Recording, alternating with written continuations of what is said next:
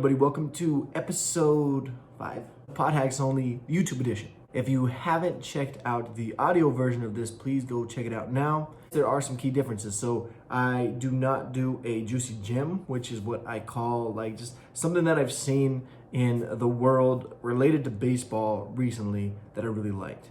I don't include an MLB whip around, which is just league news that is happening and how I feel about it, what I think about it, my thoughts, all those different things. What I will continue to do though is I will continue to put the term of the show right in the middle, just to kind of break things up, put down a term that I didn't add to my terminology episode, add a term that I felt is cool. It's a cool one to see. And I might bring back some that I did in my terminology episode and just rehash them and kind of remind you guys of them. I think that might be a good thing here, just to keep people up to date and myself up to date with the terms of the game. And if there's a new listener, if somebody that doesn't understand baseball wants to get to understand baseball a little bit better, that's also there that can help them out. Again, grow their knowledge of the game, or at least pretend to around certain people. But let's get into this episode. We are just covering today the five remaining teams really of a series that I have been doing, starting with the podcast, the audio version of all 30 Major League Baseball teams. Now, I believe the top 15 are in podcast form. I know at least the AL playoffs and the NL playoffs now are in the video version of this. All 30 teams are in the audio version if you want to go back and listen. So if your team isn't included in one of these the video versions, go back and listen to the audio version. You can follow me at Just a Reyes on Instagram. You go to my website, justareyes.com. You can email me at anytime, info@justareyes.com, and that will be in the episode description as it always is. Remember to hit that subscribe button, hit that bell next to it too to give you notifications, and please give it a thumbs up. It goes a long way to help grow the show. We're going to talk in the 5 NL playoff teams.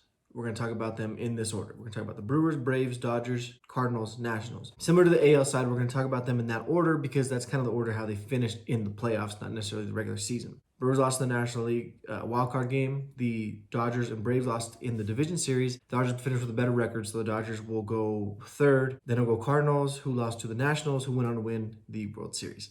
So starting with the Brewers, right? I'm not going to try to do too much of the offseason acquisitions as I've done in the past.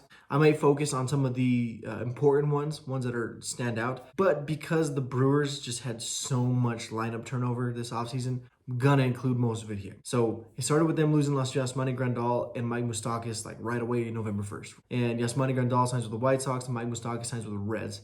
And I would hope the Brewers would try to make a better attempt to sign this team.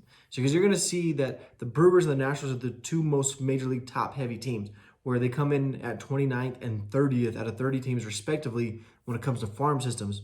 And as you can see when we get to the Nationals, there is some holes at the Major League level for both these teams, but they have some top-level talent. Difference here mainly is that the Brewers rank 22nd in team payroll overall, and the Nationals rank 10th in team payroll overall. This would have been a perfect opportunity for the Brewers to spend some money trying to bring back Yasmani Grandal and Mike Moustakas, who were really good for them the last couple of years, and really help with that lineup. Now, the lineup definitely has a hole at third and at the catching position. So what do? They go out and they try to get another catcher. They bring in Omar Narvaez from Seattle. They trade Adam Hill and some draft consideration for him. But Narvaez isn't Grandal. Grandal is a top 5 catcher in the league. So they bring in Omar Narvaez. Omar Narvaez is a veteran guy that can actually control the staff. He can just be a guy that's dependable and durable behind the dish, and which is what they kind of just need right now, because you're not going to find another Yasmani Grandal out there on the open market at the time being. Now, JT Realmuto is a free agent this offseason. Maybe he becomes available if Philly doesn't make a move to sign him. They also go and trade for Louis Reyes and Eric Lauer of the Padres. And they trade away Zach Davies and a couple prospects in a 5-player deal. So here's the thing about this trade. You have Louis Reyes, who was a highly regarded prospect. Really good raw young tools, still really young, hits for a really good average. His hit totals are always really good, but he doesn't bring you like the defense and the pop that you would think. Zach Davies, really good young pitcher. He was highly regarded. He hasn't quite got it done at the level they were hoping he'd get it done in the last couple of years. You add in a third piece kind of to this is Jurickson Profar of Oakland, right? He was traded to the Padres this offseason. He's similar in that regard where he was a highly regarded prospect. He was starting to kind of come around a little bit in Texas. He goes to Oakland and he just doesn't develop the way they hoping that trade scenery would do him well. He goes to San Diego. Reyes goes to Milwaukee. and Davies comes to San Diego, hoping again that all three players can just kind of get a change in scenery and really start to develop and start to get the results that their ability and their talent dictates, because they haven't so far. The Brewers are a very bullpen dominant team. Their starting rotation is not good. It hasn't been good for the last couple years. And that's not going to change. Like, they're just not a good starting rotation. They lean heavily on the bullpen. Craig Counsell, their manager, asked this team to go 3-4 innings, and then they go to the bullpen. Sometimes they go 5, but they do that. They don't just do that in the playoffs. They do that in the regular season as well. Like, this is what they do, is they go bullpen heavy. So what do? They got to bring in a couple reinforcements, because if you do that year in, year out, your bullpen arms are going to start to get tired. So they bring in Justin Grimm on a minor league deal and Alex Claudio. They also bring in Brett Anderson and Josh Lindblom, although because their rotation is just so bad, they're probably going to ask Josh Lindblom to go into the rotation, maybe filling as that 5th starter. See what happens there. Brett Anderson will definitely come in, and they'll ask him just to eat up as many innings as he can. He's not going to be asked to give them 180 plus innings, but if he can reach to 150, I think they'd be really happy with that. They're going to go with kind of similar to the Oakland Athletic approach before Oakland started to develop all these young talent, where they just get veterans to eat innings. That's all they want. Just eat up innings. All you can do, just keep us in the game. They have some bats in there that can hit. They have some bullpen arms that are really good. They're bringing Avisel Garcia. They bring Jace Peterson, and Avisel Garcia is going to fit into left field. So now you're going to go with Avisel Garcia, Lorenzo Cain, and Christian Yelich to make up a really, really good outfield. One of the better outfields in all of baseball. And that's where their strength lies, is right there in that outfield. That and the outfield and the back end of the bullpen are what they're going to lean on heavily to kind of carry this team. They bring in a couple of infielders because, again, they bring in Louis Cardinals, but they still need more because they've lost so many infielders this offseason. So they bring in Ryan Healy at third baseman, Eric Sogard, Justin Smoke, Jed Jerko, Brock Holt. Only first baseman is Justin Smoke. The rest of them are second or third baseman. They're going to be a tough spot for them anyway, because you have Orlando Arcia and Keston Hiura in the middle, and they're a really good young middle infield. Keston Hiura especially. Hiura is a stud. He was a rookie last year,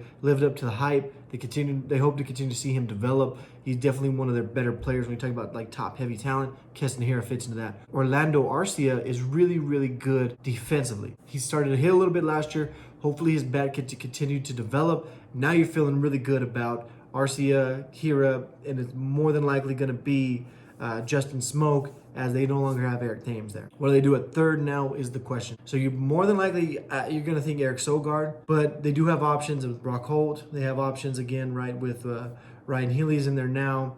We'll see what they do, but it'll probably be a combination of that group. Catching spot's still kind of a weakness, but the lineup itself doesn't look terrible if you think about it, right? They still got Christian Yelich, still got Lorenzo Cain. You throw in Garcia, who's a decent bat. Justin Smoke can hit for some pop. Hopefully he's for a little bit more average this year. Eric Sogard is a consummate professional. Same with Brock Holt. They may not blow you away, but they're going to give you professional at-bats. And hopefully Louis Reyes can come in and also develop and give you some really good at-bats. Keston Hiura is going to hit. Orlando Arcia is starting to come around with his bat. And Nervais, we'll see what happens with him. But it's not a bad lineup when you look at it. The problem is, again, I don't know how much you can trust the depth. They're just throwing a lot of veterans at the depth, hoping that they kind of stick and help out, because they don't have any farm system. Their minor league system is not good. They don't have anybody that they can really lean on there, and they can't really use that farm system to go out and get more people. Now, do they spend more money? As I mentioned, they're 22nd as far as team payroll goes. They're in Milwaukee, where there is some money. It's not a big market team, but it's definitely not a small market team. It's like right in the middle. Miller Park is one of the most beautiful parks in baseball. They have the fan base. They have the support. Do they just spend money? Do they throw money at the catching and pitching problems? There has been talks of them possibly moving on from a guy like Josh Hader, who is obviously their all-star level closer. They're one of the best closers in all the game, to try to build that farm system. But if you move on from Hader, who else do you move on from? I mean, it makes sense because he is a bullpen arm. You want to give them their shelf life is much smaller than the rest of the league, because they're coming in, they're throwing as much as they can, as often as they can, right? So many days in a row, and when they come in, they're throwing 100%, whereas a starter can kind of like pace himself and work his way through in and out. So relievers have a shelf life that's a little bit shorter than everyone else, so that makes sense. But you still have a lot of holes to fill that's not going to fill everything. Do you trade away more bullpen guys? Do you trade away a guy like Brandon Woodruff? Do you trade away some of the depth on the infield? The only ones that bring some sort of value will be Lorenzo Cain. Christian Yelich would be a king's ransom. That trade will never happen. The team would have to give up so much to get him. Keston Hiura, same way. Those are probably the two untouchables.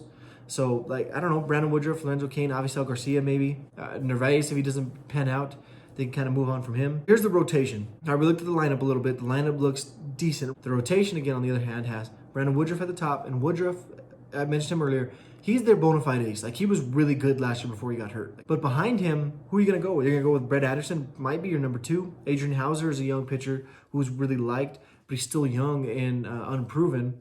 Eric Lauer, similar, and Josh Lindblom, kind of a guy that's going to just fit in there in the rotation because they don't have any more other arms. So that's going to be a big problem for Craig Counsell. He has done a good job balancing it in the past, but we'll see. I mean, the Nationals did take a top-heavy team and get it all hot at the right time. Brewers were, an inning, 2 innings away from beating the Nationals in that wild card game. So who knows what happens, right? If they win that game, like they probably should have with Hader in the game, like they bring in Josh Hader, a weird bounce in right field, and all of a sudden the Nationals are coming back and beating them, a game that the Brewers had in hand. The Brewers win that game, the narrative changes, right? That's the same thing with a lot of these teams you're going to see. All it takes is how you do in the playoffs. You can crush in the regular season. You don't get it done in the playoffs. It changes the narrative of your team. It changes the mindset of teams, changes how teams treat you and how you're looked upon by the rest of the league. And the Brewers are a big case of this. They were a game away from the World Series in 2018. In 2019, they lose in the wild card game, and now people are questioning how they're going to look moving forward. And it's still the same recipe they've been using all along. Grandal, Moose, big losses, but they still have a lot of talent there. I'm curious to see what the Brewers do in a Central Division that is constantly changing and has more talent than their records indicate. Now let's move on to a team that doesn't have as many questions, a team that is really stacked from top to bottom. This team and the Dodgers are the most talented teams in the National League from top to bottom, depth and everything.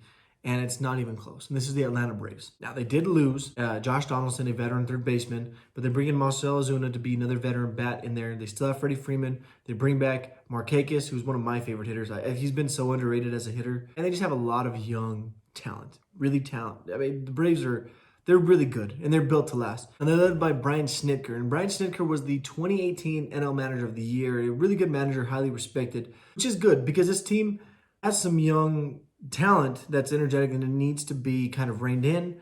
But the Braves, what the Braves have done, similar to what the Dodgers have done, what these really good teams have done.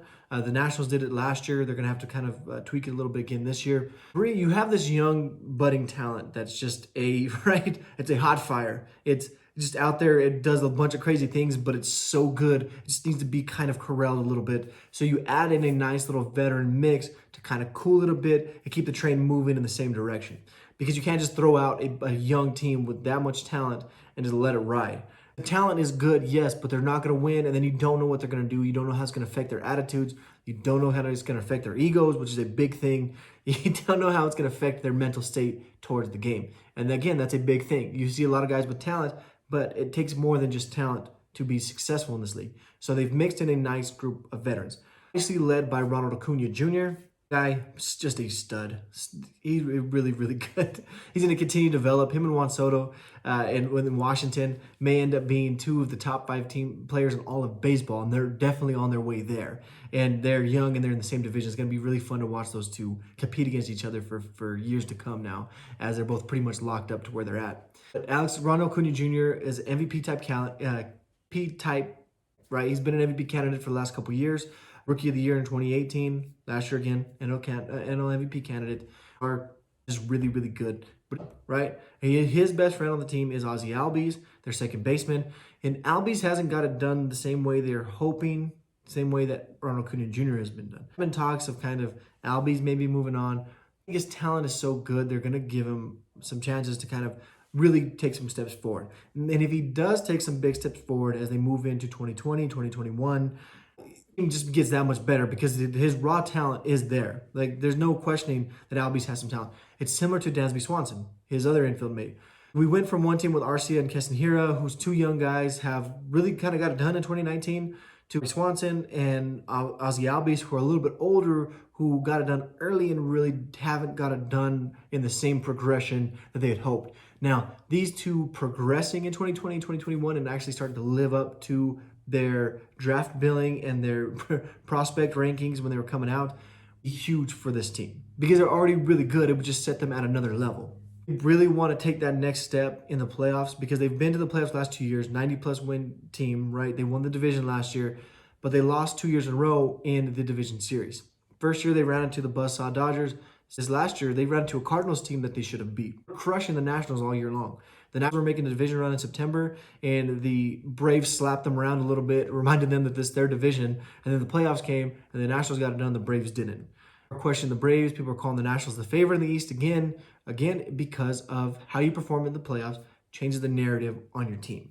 Maybe this brings the pressure off of them and helps them to really just play the game they want to play because they are a young team that wants to have fun. Even Freddie Freeman is their all-star first baseman. He's one of the best first basemen in the league, if not the best first baseman in the league. Really kind of young, and they just like to have fun. And so maybe without that pressure, because the Nationals won, because the Phillies are building what they're building, they have a lot of attention on them. The Mets just draw attention no matter what. And to bring some attention with that field, Derek Jeter being the ownership, they have a lot of young talent. So now the spotlight's not really on Atlanta anymore. But when you're looking at this team from top to bottom, they're the clear-cut most talented team there. There's not a team that's anywhere close in talent to them. You go Yankees, Dodgers, 1-2. And then the Braves fit somewhere right behind them. They fit in that second tier, Dodgers and Yankees. But it's not just how good they are in the field. They're also really good in the rotation. Now they have Soroka. Soroka was a Rookie of the Year candidate last year. He's going to continue to develop. He's really similar to like a Kyle Hendricks of the Chicago Cubs, similar to like a Greg Maddux type. Now he's got a long ways to go before he starts getting that Greg Maddux hype. He's a really smart pitcher. He doesn't have the elite type stuff. A lot of movement, a lot of locations, and understands a hitter and how to attack him. Really good in that way. They also have Sean Newcomb, really good young pitcher. They have Mike Foltynewicz, really, really good young pitcher. And they also have Max Fried. That's 4 pitchers in their early 25s. Folty may be like 26, but they're all really young. All 4 of them have gotten it done at the major league level. Like Max Fried looked really good at times last year. Soroka obviously looked really good last year. Folty was really good a couple years ago. This year he kind of struggled. He dealt with a little bit of injuries trying to get healthy. And then the playoffs was really good for them. Like he was really helped them kind of stay competitive in that division series. He had one game against Jack Flaherty. A huge fan of Jack Flirty. We'll get into that in a second. He went toe-to-toe with him and actually beat him. Like, Folty still has the stuff. I guess 4 really good pitchers. What do you do beyond that? Well, they bring in Cole Hamels, a veteran arm. Because as I mentioned with the lineup, you want to mix in some young talent with some veteran, right? Some veteran presence there. That's what Cole Hamels and King Felix. They brought in Felix Hernandez on a minor league deal. And if you're like me, like most baseball fans are, you are rooting for Hernandez to make this team. Like King Felix making this team and pitching the postseasons would be the greatest thing to happen. I would be losing it. I don't even care if it's against the Dodgers. I will be rooting for King Felix. The guy has been one of the best pitchers in all the game. He's just so fun to watch. He was in Seattle for his whole career. He's had a Hall of Fame type career. He had his king in his court right over there in Seattle. The records over there. He's won a Cy Young Award. He's done all these things, and his team never made the playoffs or even really threatened for one because they were just always so bad. They try to bring in some guys. They made the Robinson Cano trade. They've made different trades here and there to try to bring in some talent. Never pans out for whatever reason, and the team always ends up terribly. And King Felix, who is one of the best pitchers in all of baseball, winds up out of the postseason every single year. But this Brewers team is just really good. And it doesn't end in the major league levels. They rank number 8th overall as far as their farm system goes. Was higher, but they graduated some players into the major leagues. But top 10 for the talent that they have at the major league level, this team is in a pretty good situation. They have SunTrust Park, which is a really nice park. They have the payroll. They are at a decent-sized market, right? A bigger market than Milwaukee. They have spent the money. I think they're sitting around 10. The Cardinals, Nationals, and Brewers are like 9, 10, and 11, or 10, 11, and 12. They're like right there around the 10 mark. So they're all there. They're all willing to spend the money. The Nationals and the Braves have shown that they're willing to spend more if they need to. The Braves are going to be fine. They're going to threaten for a World Series title here this year, next year, and for the next 5 years. And I wouldn't be surprised if 2022, 2023, it's them and the Marlins going toe-to-toe with the NL East. See what the Phillies do moving forward, see what the Nationals do, the Mets. We want to talk about young talent in the future. Braves and Marlins probably have the best in the National League East. Braves also have the best talent presently in the National League East. Next up is the Los Angeles Dodgers. I've talked about the Dodgers before at length because when you're as successful as the Dodgers are and you make the moves the Dodgers make, you're going to come up a lot in conversation. The same with the Yankees. It's just natural. Dodgers, Yankees, they're going to come up. I have a whole bonus episode on my podcast version, the audio version, talking about out the Mookie Betts trade, as well as the Kenta Maeda for Bruce Dark-Gratterall, which was originally part of the Mookie Betts trade, ended up getting turned into its own trade. Dodgers pivot, get Mookie Betts and David Price for Alex Verdugo, Jeter Downs, and Connor Wong, a catching prospect. And Connor Wong is a top 20 catching prospect, but the Dodgers have 3 catching prospects that rank ahead of him. One of which graduated and is now a major leaguer in Will Smith. Had a really good rookie season, kind of tapered off towards the end of it, but he was a rookie. It kind of happens, they get a little bit tired. That's why they brought back Austin Barnes, a guy who's been in the league for a few years now, can help him out, can give him some rest, and is a solid defensive catcher behind the dish for them. Knows the system, knows the team, really well liked among the pitching staff. So you keep him in to kind of help ease Will Smith into this progression. They still have Keibert Ruiz, who actually ranked higher than Will Smith on a lot of rankings for a long time. Gavin Lux, their second baseman, who is the number 2 overall prospect in all of baseball. And he's going to be, yes, he played for them last year at the major league level for a little bit. He did play in the playoffs for them against the Nationals when they lost that series, but he was a rookie. He didn't play that many games. He came up late in the season, and now he's going to get a chance to really show that he is major league level ready, and that him and Corey Seager can make up the best middle infield duo in Major League Baseball because the talent is there. Corey Seager was a former number 1 overall prospect. And when he came into the league, he was the runaway rookie of the year. He finished actually 3rd in MVP voting that year as a rookie. His health has dictated the last couple years otherwise, right? So he got hurt in 17, 18. Well, no, I think he played in the World Series, but he was just hurt. He wasn't 100%. He misses the most of 2018, or all of 2018 with Tommy John. He comes back for 2019. He struggles to get going to start off with, but then he really gets going in August and especially in September. He became a double machine in September. And I think for the last month and a half, he didn't make a single error defensively. Corey Seager, I know Bellinger gets the hype, but as far as raw talent goes and just baseball presence and poise, Corey Seager is the guy there in Los Angeles. And Corey Seager is a Francisco Lindor level best shortstop in the league level player when he's right. The first year after an injury, after he's had a whole year off, usually pretty slow for a player. It's usually the second year. So if he does come back and he plays at the level of his talent, because if you ask any draft evaluator, you ask any front office executive, they will just tell you the talent that Corey Seager has. And if he plays at that level, that just takes the Dodgers to another level that they were already kind of at. So you already have Cody Bellinger, MVP last year. They bring in Mookie Betts, MVP in Boston, one of the best players in the game.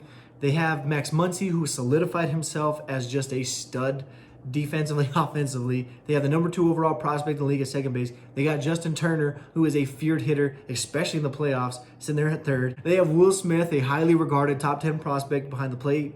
They have a left field position that is not lacking. They have Jock Peterson, who's going to hit you 35 home runs. They have AJ Pollock that can fit in there as well, who has won a couple Gold Gloves. So this team just has 0 weaknesses. And if Corey Seager elevates himself to that level, because now you're going to go Mookie Betts, Corey Seager, Cody Bellinger, Max Muncy, Justin Turner, and there's nobody in that top 5 you can throw to. And then you're going to throw in Gavin Lux at 6, or Jock Peterson at 6, Gavin Lux at 7. They're not hitting 6 and 7 on any other lineup. And then you go to the pitching side of things, and you're looking at Clayton Kershaw, Hall of Famer, has long been one of the best pitchers in the game. He is finally healthy. He feels better. Last year, he finally had one of the longer seasons in his career. I think he got up to 190 innings, 180 innings. Or not career, the last few years. He's been hurt with a back injury since about 2017. And hasn't been 100% since then. But still, last year was the first time in his career outside of his rookie year that he had an ERA over 3, which is just ridiculous. Most of these pitchers that are top level, most of their seasons are an ERA over 3. Kershaw's only done it once, and that was this year. You know what his ERA was? 3.01, which means he gave up just one more run than he should have, or he just pitched one less inning and he would have been under 3 again. It's ridiculous the type of career that he's put together.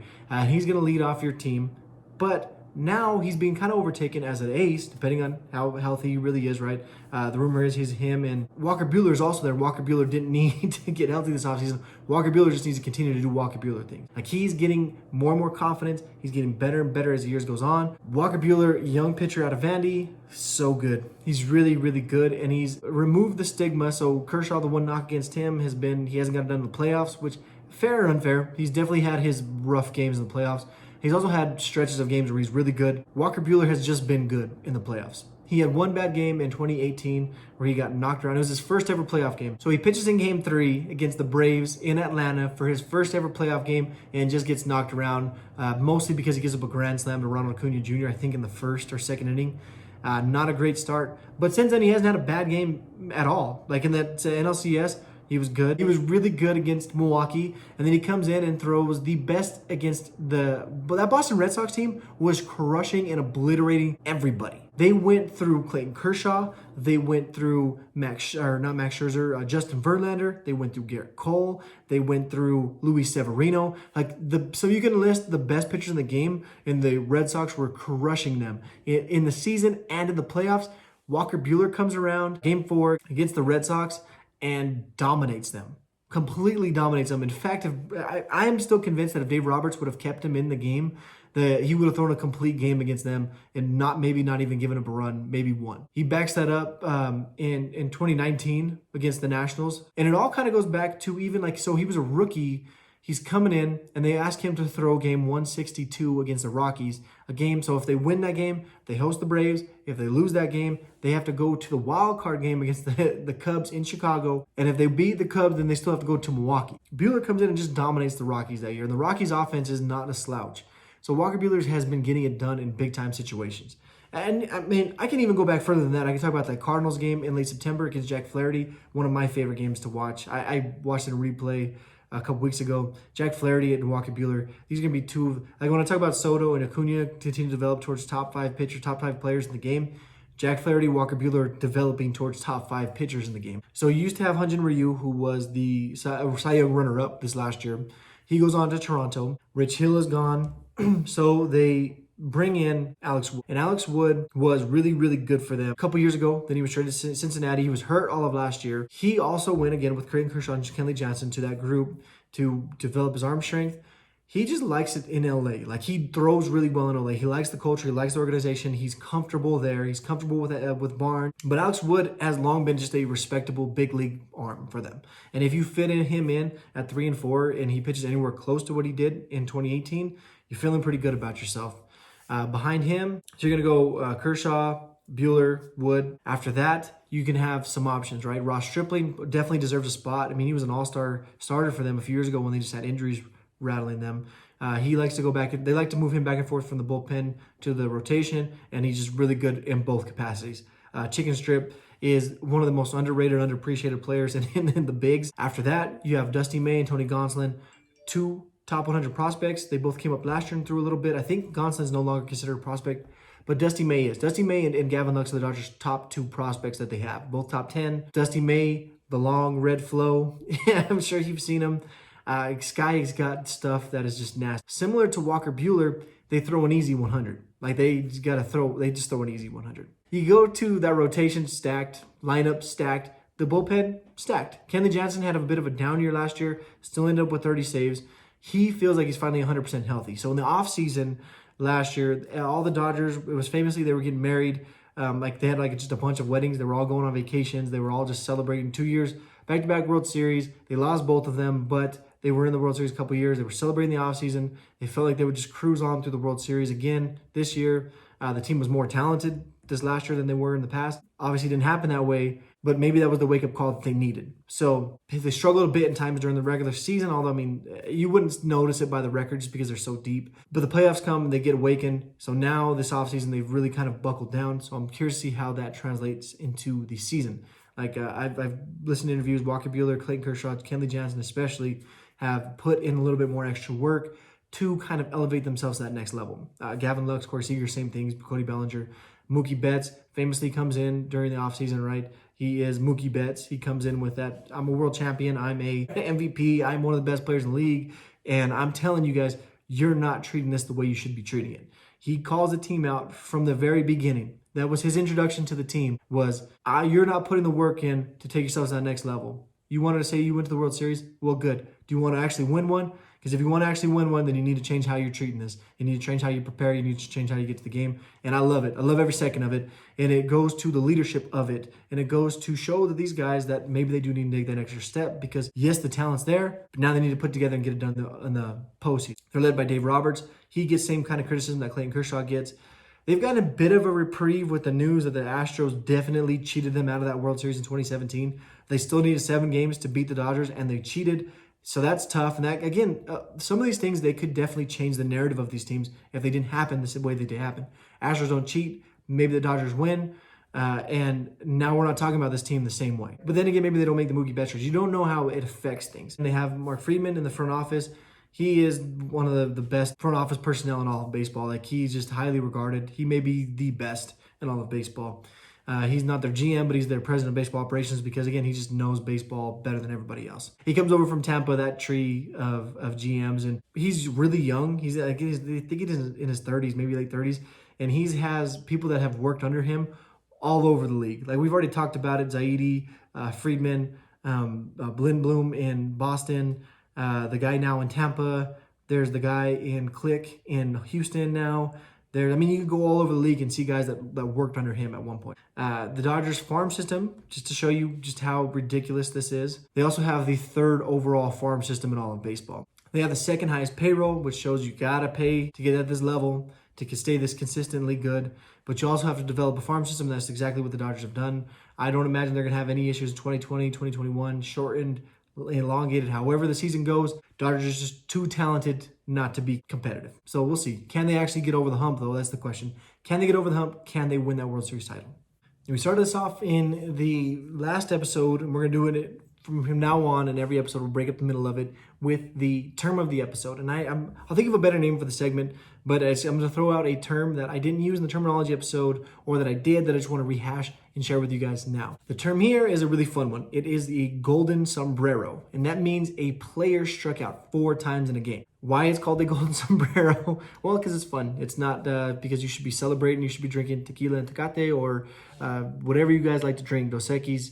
It's not because the Diamondbacks are celebrating their Mexican League Appreciation Night, which I went to last year. A lot of fun. It's not those type of things. It is, again, because the player struck out 4 times, because if 3 is a hat trick, then 4 needs to be a bigger hat, which is a sombrero, and they call it golden, I guess, to make them feel better. It started with a San Diego Padres player, Carmelo Martinez, in the 1980s, and it's kind of grown and blossomed from there. Now, a player that strikes out 5 times is known as either a Olympic Dream or a platinum sombrero, because you go from gold to platinum, it's even better. If you strike out 6 times, which I don't know how many times this actually happens, 4 times is really rare. That's why they have a name for it in the golden sombrero. And a platinum sombrero has got to be even rarer. But that is considered a horn if you strike out 6 times. And that comes from a player's name. The Baltimore Orioles, a guy named Sam Horn, struck out 6 times in extra innings. In 1991, his teammate Mike Flanagan called it a horn because he struck out 6 times and has grown from there. But again, you don't ever hear that one or really platinum sombrero because they just don't happen that often. When you're in the big leagues, you probably shouldn't be striking out 5-6 times in a game. Golden sombrero should honestly be pretty rare for you as well. But that is the term for the game. If you do hear a golden sombrero, again, not time to celebrate, not time to start getting all happy. It is time to feel bad for them because they struck out 4 times in a game. And that is our term of the episode, golden sombrero. Hope you enjoyed it. The St. Louis Cardinals. St. Louis Cardinals are a frustrating team. The NL Central is a frustrating division. You're looking at the Chicago Cubs that won in 2016 that still has a lot of talent and just can't get it done. Big part of it is because they have aging pitching and their young pitchers just haven't got it done. I can go about that team at length about how frustrating they are. You have the Cincinnati Reds, who are extremely talented and started to develop. How they develop, we'll see. You have the Milwaukee Brewers. We just got done talking about them. They do have some talent, but they have no farm system, and they're not really willing to spend. We don't know where their identity is going to be moving forward. We do know they are a good team. They're at least going to be competitive, right? Competing for a playoff spot. Maybe not for a World Series, but for a playoff spot, definitely. And now you have the St. Louis Cardinals, who won the division in 2019. And they are a team that is, I think they're looking for an identity. I think that's what the issue here is. They went to the National League Championship Series last year. They beat the Braves in the division series, and still people don't really talk about them. And it's weird to say because the Cardinals have been talked about so much in the past because over the last 20 years, they've been the best franchise in the National League. Sorry to tell you. The Giants had a nice run for 5 years. So in the 2010s, that decade, you can say the Giants were the better team. But if you're looking at the whole 2000s, for that's 20 years, you got to give the edge to the Cardinals. Now they're sitting there, and they are the team that's just kind of overlooked, even though they just went to the National Championship Series. Nobody's talking about them as a legitimate threat next year in the National League. Nobody. Again, they were in the Championship Series. Yes, they got swept, but they were there. How they're not talked about is, I think, for a few reasons. One, the old guard, the guys that were kind of winning for you before, aren't those guys anymore. Adam Wainwright, he's He signed on for one more year. I'm curious to see. So if they don't play the season, I'm curious to see if he comes back for 2021 to actually play his last year in St. Louis, or if he just calls it good. All right, because I mean, it seems like either way, they're probably not going to have any games in St. Louis this year. We'll see what happens. I don't know. Hopefully, I would like to see Wainwright throw at least one more game in St. Louis before he ends it. But he's not that guy anymore. He's not the everyday starter. Even if they do play a long season this year, if they did have a full season, he's not going to give you the innings and numbers that he used to, right? He was a Hall of Fame pitcher in his heyday, one of the best pitchers in all of baseball. Now he's not that. Yadier Molina was the kind of the clear. I mean, it was him or Buster Posey, and then Salvador Perez battled them for a little bit there. But the best defensive catcher in all of the league, best catcher in all of Major League Baseball, a Hall of Famer. The guy still has some great defense behind the plate. His pitch framing, as you mentioned earlier, his pitch framing is really, really good. He doesn't hit the same way that he used to because he's getting a little bit older. Now, we'll see where he ends up in his career. He's not terrible at the dish, right? But he's just not what he used to be. Similar to Matt Carpenter over there at third base, there was times where Matt Carpenter would carry the whole team offensively. Put the team on his back and carry the whole team. He doesn't do that anymore. Last year, he put up career lows in batting average, on-base percentage, and slugging percentage. And I'm not going to show you those numbers because they were just bad. They were really bad. I think they averaged like 228. But Carpenter, again, those are your three guys that kind of carry the team. They're no longer those guys. Dexter Fowler is still there, but he wasn't really there for the major success that they've had. He brings you a Gold Glove caliber, right, in right field. He is a perennial Gold Glove winner or at least candidate every year in right field. He just doesn't hit much. That's been his big knock in his career. They thought he would be an elite level at bat as well as glove when he came into the league in Atlanta. Never really developed the bat the way they would hope, but the glove still played because it was just elite level defensive. And that's why he kind of fits in wherever he fits in. And that kind of fits the mold now of this team. This team is elite defensively, and that's how they get things done. They have right field again, Dexter Fowler. They have Harrison Bader in center. And now they had Marcell Ozuna last year in left. They're going to have to fill in that left field spot. But it doesn't stop just there. Goldschmidt has always been a really good defensive first baseman. He struggled at times with the bat last year, which is uncharacteristic of Goldie. He has been known to start slow and then kind of get going. His slow slump to start the year lasted longer than it normally has. Hopefully that bounces back. He got some rest this offseason. He's able to kind of bring back the Goldie of old because I don't think his bat just disappeared. He's not older, but he's not. I think he's around 30. So he's still like towards the end of his prime. I don't imagine he's going to stay slumping for too long. He'll bat. He brings an elite level glove though, like I mentioned, which is big. Carpenter, for all his issues at the plate, plays really good defensively. And up the middle, they probably have the best defensive middle infield in all of baseball. And Colton Wong, and they're fun to watch. Just really good defensively. Again, I would say Paul DeJong may be the best defensive player that nobody talks about. He is a top 5 defensive player in the league. If you look at a lot of numbers, he doesn't get the credit for it.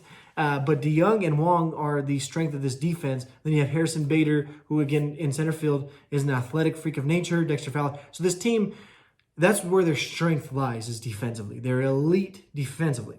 They need to hit more. If they want to compete at the championship level, they want to beat teams like the Nationals, they want to beat teams like the Dodgers. I know they beat the Braves last year because they finally did hit. Hopefully that rolls over into 2020. At least that's what they're hoping. They're going to have to hit.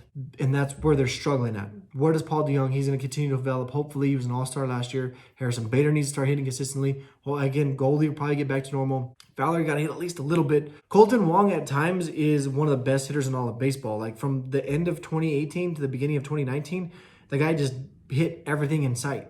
Just a monster. But then he'll go away for a little bit. Carpenter, again, had his worst offensive seasons. So we'll see where this team goes. That's where their identity lies, is defensively. Where does their identity lie offensively? Who's going to carry this team offensively? Who's going to be that guy? Because there's really not a guy right now that you look on this team and you say, that's the guy. Like, that's the guy you got to throw around. Like, you see the names and you think that maybe you have to with Goldie, right? With Carpenter, with Molina. All right, Wong has shown that at times again. DeJong has shown it at times. But we'll see what they do moving forward. That's going to be a big question mark for them as far as the lineup goes. Pitching-wise, they have, again, it's similar to the offensive side where you have some names and you have some really good things to look at. But how does this pitching staff as a whole come together? Now, you know you have Jack Flirty, and Jack Flirty is one of the best pitchers in the game. He's actually my dark horse pick to win the Cy Young this year, or 2021 if it comes up. Big fan of Jack Flirty. Guy just continues to develop, continues to get better. He was in September and into the playoffs unhittable. This guy was just outright dominant. Like he dominates over stretches of time, and he's really young. And he's going to continue to get better. Like Jack Flirty is really, really good. Behind him, that's where the questions start to come into play. I'm sorry, behind Jack Flirty, you're going to have Dakota Hudson, who had a really, really good year last year. He's going to continue to develop. He's only 25 years old. He's really young. So you feel pretty good with Flirty Hudson. What do you do after that? You're probably going to put Waino in your rotation because there's not really many places to put him, and he's kind of earned that. So hopefully he eats up some innings. Hopefully he does some good things for you. It'll be probably his last ride. Thank you, Waino. Let's give you one more run. Let's maybe make one more run at this thing before you got to ride off into the sunset. So what do you do after that? You have Carlos Martinez, who was in the bullpen last year, kind of struggled in the playoffs in that closer role with Jordan Hicks being out. Maybe he fits better in the rotation. He does have some good stuff. They have a guy in Kwon Hyun Kim, who they brought in from Korea, veteran pitcher from Korea. Will come in to get some innings. I'm sure they're going to give him a few starts. You have Daniel Ponce de Leon, who has one of the coolest names in all of baseball, and I hope they give him a shot. He's another young pitcher with a chance to prove himself, I'm sure. Austin Gomber, who threw pretty well last year, and I'm going to guess that Gomber starts the year in the rotation with Kim. See what they do with Waino. And then, again, you have Ponce de Leon, you have Carlos Martinez. They may start the year in the bullpen. Maybe Gomber does. We'll see. But I think Gomber earned himself a little bit of a start in the rotation this next year. And the big question is, though, they have a guy named Alex Reyes. Alex Reyes was one of the best prospects in all of baseball. The guy has just elite level stuff, and he can never stay healthy. He's never got his career off, and people don't know who he is outside of Cardinals fans because of health. And it's a real shame. Like I said, I'm on all four teams being healthy, because you want to see baseball put their best foot forward and their best product on the field at all times. I don't want to see injuries to teams. Even if I don't like a team or a player, it doesn't matter. I want to see them on the field, and I want to see them be competitive. Alex Reyes would be a joy to watch on the field, and he would be a big movement for this rotation. So now you're looking at this, and I've said a lot of names. Flirty and Hudson help you kind of bolt down this rotation. Can these other guys develop and give you innings? Can they do that? Gomber did it a little bit last year. Kwon Hyun Kim, Korean pitchers usually come in and throw pretty well for you, so it'd be interesting to see what he does. They have Waino, so they have options there. Who steps up and fills out the rest of that rotation? Because if some guys do step up and throw well for them in the back end of that rotation, this team is looking at winning the division again. Just the reality of it, because they have so much top-level talent there. Outside of that, though, we'll see. I mean, what do they do with the bullpen, too? Because Jordan Hicks, who is a guy that is the hardest thrower in all of baseball, throws 103. You can just lob it up there and throw 103. As you know, with hard-throwing pitchers, becomes our elbow problems, becomes arm problems, right? It's like a center in the NBA. If you're tall, you're going to have leg problems eventually. In baseball, if you throw hard, you're going to have arm problems eventually. Jordan Hicks is starting to deal with that now. And I'm really hoping for him to come back healthy and be that elite level closer for them for the whole year and into the postseason. Because if that happens, then the Cardinals look better and better. And this team still is really good. Their bullpen, their farm system, it's not as middle. I think it's ranked number 18. And that's kind of what they do. And the Cardinals have the knack for bringing in prospects that nobody knows that aren't ranked, and then them just being super competitive and getting things done for them. I mean, David Freese, I think Wong, none of those guys were like highly rated prospects, and they just come up and deliver. I think, but outside of the Cardinals and the Dodgers are probably the best two teams at bringing in people that nobody knows and having them just to dominate the big leagues. It's crazy to see. The Cardinal way is legit. The fans are crazy, and there's no baseball. They have a beautiful stadium. It's hard to feel bad for the Cardinals, even if they have a bit of an identity crisis. But if they figure things out offensively, if they can figure out the back end of that rotation, this team is just really good, and they're going to be super competitive. And they're going to be looking at, again, competing for an NLCS and hopefully going on to the World Series the next couple of years. This is what the Cardinals do. You can never count them out. And not to mention that the Cardinals are led by Schilt, who was the 2019 Manager of the Year. And again, they just find Cardinals just always seem to get it done. That's why they're so frustrated. Like, as a Dodger fan, you want to not like the Giants and the Cardinals, because those are probably the three biggest teams in the National League history, right? Those are the three most recognizable names in the National League. They're the three biggest teams with the most prestige in history to them. I know a lot of teams may argue, Cubs fans can argue, I don't care. Let's move on to the Washington Nationals, the world champion Washington Nationals. It sounds weird even to say now. The world champion Washington Nationals. There were times where they looked terrible last year. And I don't think this team is as good as teams in the past. A lot of people are saying it's because Bryce Harper left, He was just holding the team down. That's not the case. Bryce Harper was liked in that dugout. Bryce Harper was an MVP candidate player. He's an elite level player. The problem is Bryce Harper being who Bryce Harper is brings in a lot of attention. And that's what I've been kind of seeing. I've been hearing. I've been listening to some of their beat writer came out with a book that I really look forward to reading. I want to get a hold of. They didn't have attention on him all of a sudden. Like they had the spotlight was beaming bright on them all the time. All the time because they had Bryce Harper. They were in the nation's capital. They were super competitive for a lot of years, right? They would get into the playoffs. They would lose, but they had the talent there. They have Max Scherzer. They had Strasburg. Again, and Bryce Harper just garners that attention. Bryce Harper leaves. Now there's not that attention sitting on him. They don't have the locker room full of media personnel all the time. They don't have people taking their pictures and trying to write about every little tiny story about this team all the time. They can just fade away and do their thing and just play baseball. Similar to what I said like with the Braves. Now that the spotlight has kind of shifted away from them, they can just go out there and play baseball. And that does do wonders for a team. And you got to think maybe that's what happens in LA because they have so much attention on them all the time, being who they are and being how competitive they are. Maybe if they were just able to play the game and not have to worry about all the extra. That's what happened in Washington last. Washington, when they went to the playoffs, well, it's part of what happened. So when Washington went to the playoffs last year, they were able to just sneak in. They were the Nationals. Like, they were hot, yeah. And people were talking about like how hot they were, but they still weren't like gathering all the attention. Like they still was seen as like they were going to get in and they were going to probably lose to the Dodgers. But it's been a fun ride for them, for a team that just lost Bryce Harper, see how they could still be competitive. Well, they go in, they were down to the Brewers, should have lost that game, they come back and win. They go in, they were down to the Dodgers, they should have lost to the Dodgers, they come back and win. They sweep the Cardinals, they go in to a series against the Astros they had no business being in, and they go in and they win all 4 games in Houston. Insanity.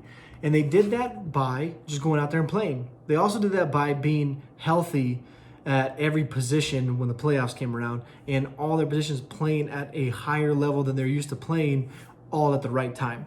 Talent-wise, this team had no business being there. Talent-wise, going into next year, they honestly have no business making the playoffs next year. I'm sorry to say that, Nationals fan. I have a lot of people that are going to disagree with me, but I'm going to tell you why here in a second. This team is not that talented, if you think about it, if you're looking at it. Juan Soto, monster. Super talented. Max Scherzer did not throw well last year in September. Didn't throw bad, threw pretty well, and I mean he was a big part of why they won, right, in the playoffs. Strasburg's finally coming around and throwing at a higher level. Big part of the reason why they won. Anibal Sanchez threw at a higher level. Patrick Corbin threw at a higher level. Howie Kendricks was hitting freaking home runs. He hasn't hit in 3 years. Like, he's an aging Howie Kendricks. I'm a big Howie Kendricks fan. I've been a Howie Kendricks fan. He was going out there and just crushing. Gerardo Parra got passed around, I think, 3 different teams before he ended up in Washington last year, and he was hitting. They had guys, Michael A. Taylor was hitting. He never hits, ever. I'm sorry, Michael A. Taylor. You don't hit. And he was hitting. Everybody came together as a team and got it done when they needed to. Their bullpen ranked dead last in every single category last year. Their bullpen was the worst bullpen in Major League Baseball by a wide margin. They were not bad in the playoffs. They got it done in the playoffs. Sean Doolittle became the Sean Doolittle of a few years ago whenever he was in Oakland, when he first came over to Washington.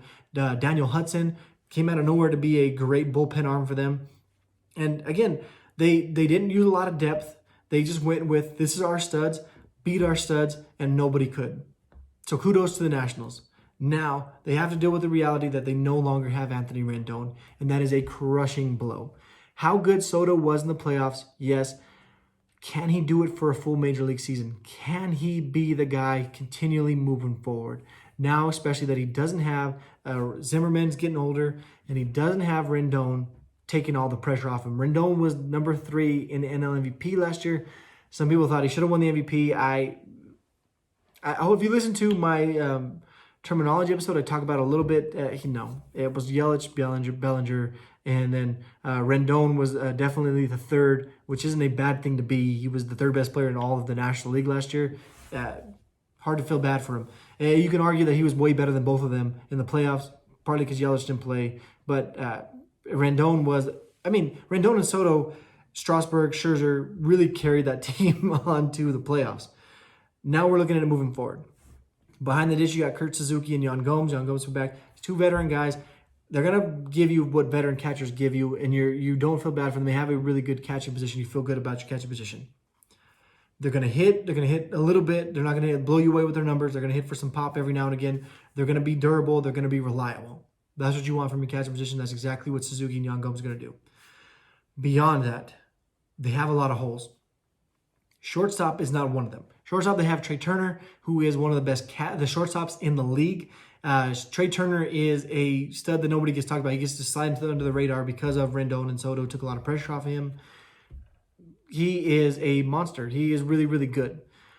But they don't have a third baseman anymore. They really don't even have a second baseman anymore, and they don't have a left field position. They have so many holes on this team that it's not even funny. So at second base, what are you going to do? You have Howie Kendricks back, and yes, I know what Howie Kendricks did in the playoffs. Howie Kendricks doesn't do that in the regular season. He doesn't do it over the length of a regular season. I'm sorry. Again, I'm a big Howie Kendricks fan. He's in the point of his career. There was a time in his career where for sure he would do that. He was one of the best second basemen in the league. He's not in that point of his career anymore. Now he's going to give you some reliability there, yes, but he's not going to give you every day in, day out what they need. Ryan Zimmerman's not going to do the same thing either. He's going to be bouncing around from first base, right? Him, Thames from the Brewers. It's going to be Kendrick, Zimmerman, Thames from came over from the Brewers. Filling in at first, a couple of those guys filling in at third, and then you're going to throw in Starling Castro and Asdrubal Cabrera. Starling Castro is probably the most talented of those guys, but even he's not elite level. I'm sorry, you're looking at Trey Turner's the only spot that you feel 100% confident like he's their guy at shortstop. No other position you feel that way. Castro might be the second best guy, but he's your third baseman or is he your second baseman? After that, I mean, it's just going to be a rotation of guys that can hopefully fill the void there and get things done throughout the season. In the outfield, you have Juan Soto. Obviously, Juan Soto is Juan Soto. He's your number one guy. Him and Trey Turner are your two go-to guys. And they're still really young, though. So, I mean, it's hard. Again, it's not like they've been established for years. They had a good year last year. Can they continue to do it moving forward, especially, again, without the protection that they had last year? Soto is your guy in outfield. You have Victor Robles, who played better. And Victor Robles, if he can develop and continue to move forward, kind of like Ozzie Albies, he takes a lot of pressure off of you. And he makes this team really work. Because now you got Turner, Robles, Soto. Now you got three guys you can really build around moving forward. Adam Eaton was really good in Chicago. He did not do well in Washington for a couple years before finally he was healthy last year. Can he stay healthy for another year? Because when he's healthy, he's really good. And that proved again in 2019. He was healthy. He kind of helped fill that void. Because if he's healthy, now you go in Soto, Robles, Eaton, and you feel comfortable about your outfield. You feel comfortable about your outfield. You feel comfortable about your catcher position. You still have a big hole in your infield. You still have the worst bullpen in all of baseball. The rotation is a strength, though. So that's why the bullpen has been able to be as bad as it's been, is because the rotation features Max Scherzer, a perennial Cy Young Award candidate. He had some struggles last year as he's getting older, but I would, again, with some of these players that are good, where I want to see them be good for longer to kind of prove that that's an actual trend that you can look into, Scherzer has to be bad so he opens up next year and he's bad into like August. Well, I mean, I guess so this year's different. So I want to talk about it like it's a full season, but it's not. If he's bad over the first half of the season and just never figures it out this shortened season, and then he goes to the next year and starts off bad, then you go, oh, what's happening with Scherzer? He's been good so long that he'd have to be bad for an extended period of time for it to be worth anything. Because he wasn't bad in the playoffs. He wasn't dominant the way Scherzer needs to be dominant, but he wasn't bad. So I can imagine that him and Strasburg are still going to make up one of the best rotations in baseball. You add in Patrick Corbin, whose slider is just filthy, just nasty. Look up Patrick Corbin's slider, just gross. And then Anibal Sanchez, you're going 1 through 4. It's just one of the best 1 through 4 in all of baseball. That's where their strength lies. Again, that's why they're able to get away with things they get away with. That's what carries the team into the playoffs and allows all these holes to get hot at the right time and make a run. And maybe they make that run. You know what this team really reminds me of the 2010-2012 San Francisco Giants. The Giants were not the most talented team in the league by a wide margin. This Giants team was really well managed. You have Dave Martinez in Washington, and you have Bruce Bochy in San Francisco. I remember watching that series in 2012 against the Cincinnati Reds, and the Reds team was just so superior in talent to the Giants that the Giants should have been swept, and it shouldn't have ever been anywhere close. The Reds were better at pitching. They had a better offense. They were better defensively. They had a better bullpen. Like, there wasn't an aspect of the game that the Giants were better than them at, except for maybe the manager. And it's not a knock on Dusty Baker, who was the manager at the time, but Bruce Bochy just outclassed. I remember watching Bruce Bochy just play games and just school the Reds time and time again. They went on to win a World Series title 3 out of 5 years. That's the best hope for the Nationals. The Giants did it with a lot of holes in the major league level. They did it with a farm system that ranked near the bottom. That's where the Nationals are right now. They ranked 29th in the league out of 30. They did it with but they did it with spending money, right? And that's what the Nationals are doing. They have a rich owner. Same with the Giants. They're throwing a little bit more money at it. They're in the top 10. The Nationals are probably going to spend a little bit more as it goes forward this offseason. I can imagine they're going to spend a little bit more. They're going to start raising closer to the top 5 as they want to stay competitive with this core they have right now. I'm really surprised they let Rendon walk. I thought they would make a little bit more of an effort at signing him, but maybe he just wanted to go back home to LA, so they let him go. They signed Strasburg to a big-time contract, and that's how they're going to be able to do it again. They're going to be doing it by throwing a little bit more money at this. They're going to be doing it by the rotation and a couple of these infield guys kind of carrying them to the postseason, even if they sneak in. And the second they sneak in, they're dangerous because of that rotation. I think other teams around them got better this offseason. The Reds, the Phillies, right? The Braves are still better than them, where it's going to be a struggle for them to get into the playoffs in 2020 and 2021. Free agency is going to be a big key for them as they try to fill out the rest of this roster. They don't have the young guys. Victor Robles stepping up and being the guy to go next to Juan Soto alleviates a lot of pressure. Trey Turner continue to develop. But what do they do at, again, first, second, and third are all open positions. They have no really set guy there coming into the season.